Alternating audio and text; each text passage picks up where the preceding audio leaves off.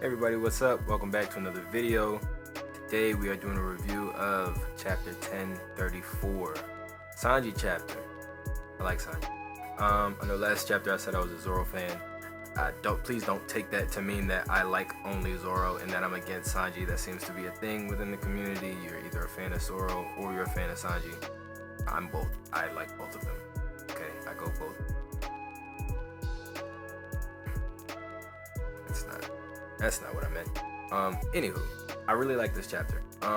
Not as much as last chapter, but I did like it.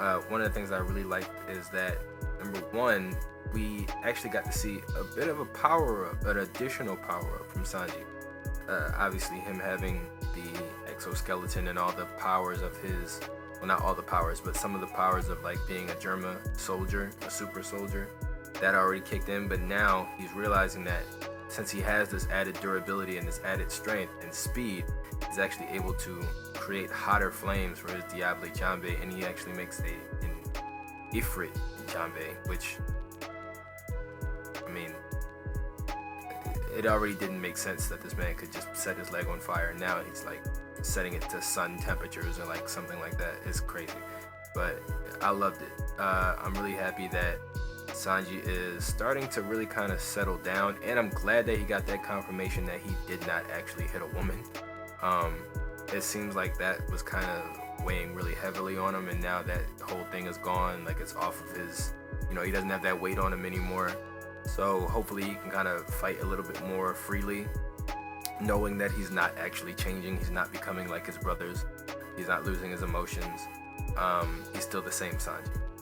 Now, Queen really impressed me this chapter, I guess I could say. Number one, I mean, Queen's durability is amazing. Unlike King, who is showing that it's really hard to just damage him, Queen's actually been taking a lot of damage, and he's just been a tank. He hasn't shown any signs of like being injured or really slowing down in any way. He's just been pulling new tricks from his sleeve, like left and right. He just keeps showing more and more that he is a top tier scientist in the One Piece world. Now, one thing that I do think is interesting is the sort of contrast between Queen and King's style. King definitely seems to rely more on just his body, his durability, his actual physical strength, whereas Queen relies pretty heavily on his technology. I don't know if maybe, see, the thing is, Queen,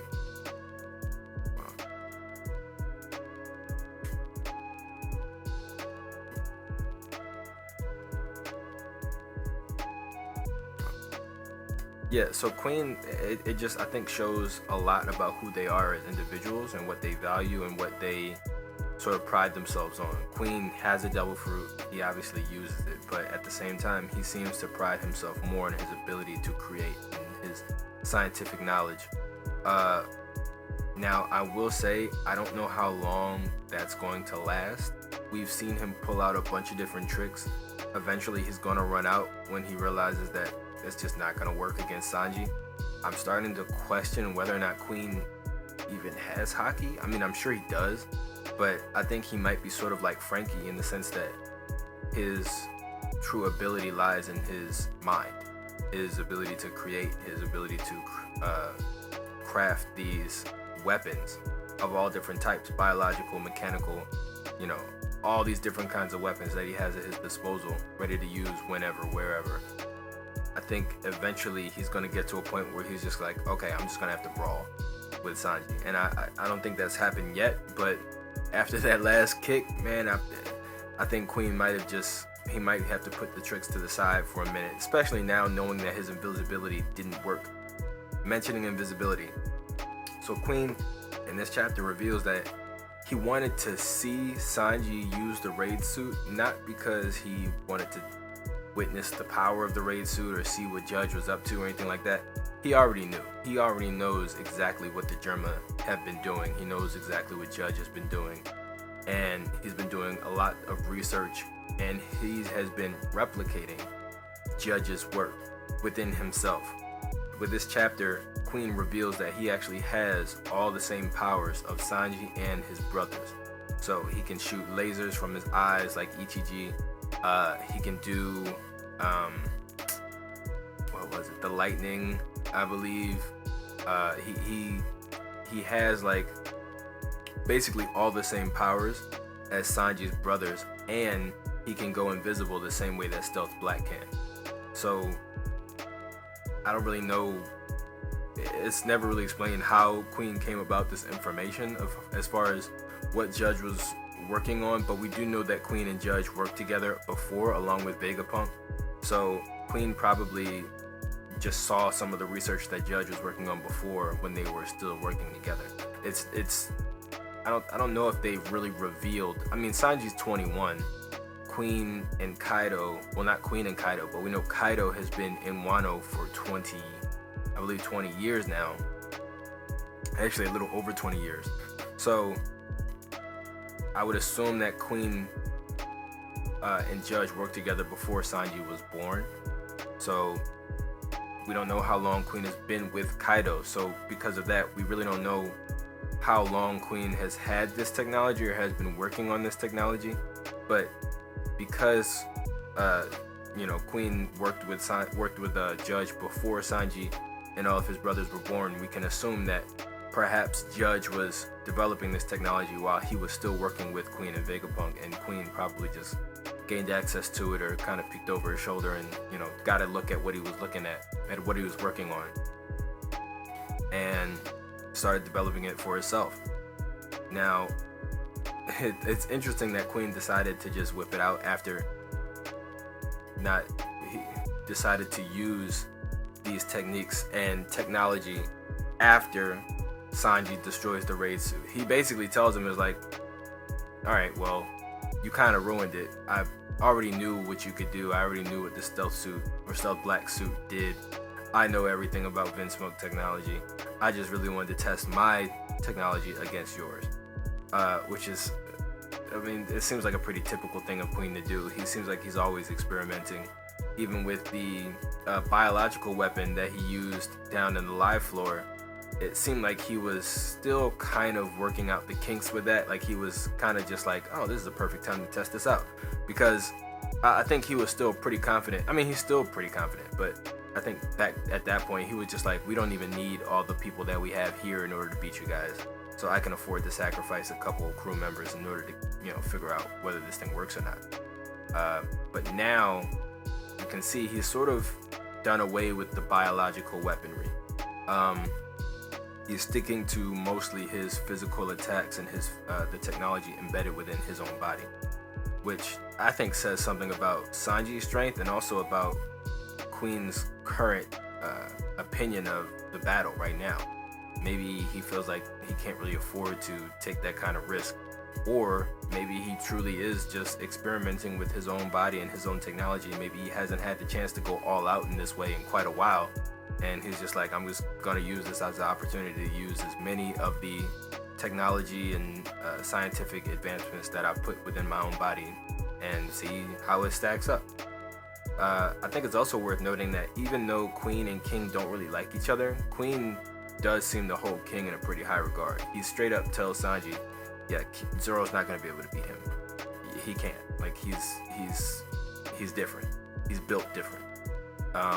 Which I think was interesting. I think Queen and King's dynamic honestly reminds me a little bit of Sanji and Zoro, which some people have pointed out, but it shows that they are really crewmates. And it's interesting because prior to these last few chapters, a lot of people's opinion of the Beast Pirates were that they were more so kind of like mercenaries that kind of just came together for the sake of accomplishing a goal, or just because they realized they couldn't beat Kaido, so they didn't have a choice. Sort of similar to what we heard from the Rocks Pirates. And a lot of people assume that, the Beast Pirates kind of just was a hodgepodge of different crews and people that came together more or less by force.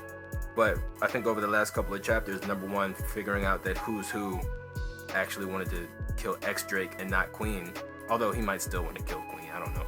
But, Who's Who proving that he actually is loyal to the Beast Pirates more so than, anybody else.